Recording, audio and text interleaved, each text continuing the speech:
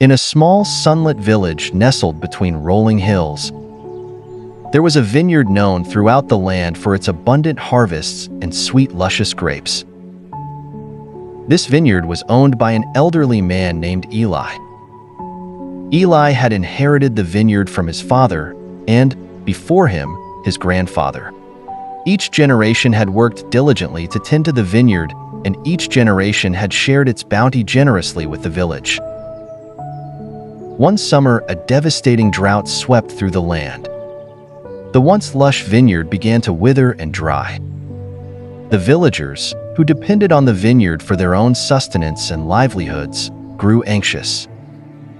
The crops were failing, and there was no end in sight to the drought. Eli, though frail and burdened with age, refused to give up hope. He believed that the vineyard was a gift from God, and he trusted in divine providence even in the darkest of times. Despite his age and weakness, Eli continued to care for the vineyard with all his strength. He prayed every day, asking for a blessing upon his crops.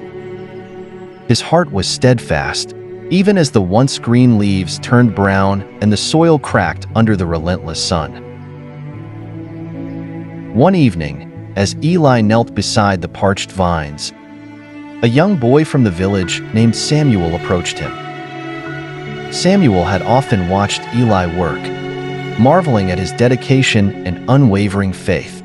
The boy was curious and asked, "And why do you continue to work so hard when it seems like there is no hope?" Eli looked up, his eyes reflecting both sorrow and hope. "My son," he said gently, "I believe that even in the hardest times, God has a purpose for us. Just as He provided for our ancestors, He will provide for us. It is not for us to understand His ways, but to trust and remain faithful." Samuel pondered Eli's words and decided to help him. He gathered the other children in the village and organized a small team. They worked tirelessly alongside Eli, watering the vineyard with what little water they had saved. The villagers, inspired by the children's determination and Eli's faith, came together to support the effort. Weeks passed, and though the drought showed no signs of ending, the combined efforts of Eli, Samuel, and the villagers began to yield small, but miraculous results. The vineyard showed faint signs of recovery. The once dying vines began to sprout tiny green shoots, and the withered grapes started to regain their vitality. One day, as the first signs of recovery appeared, a gentle rain began to fall, a soft, nourishing rain that continued for several days.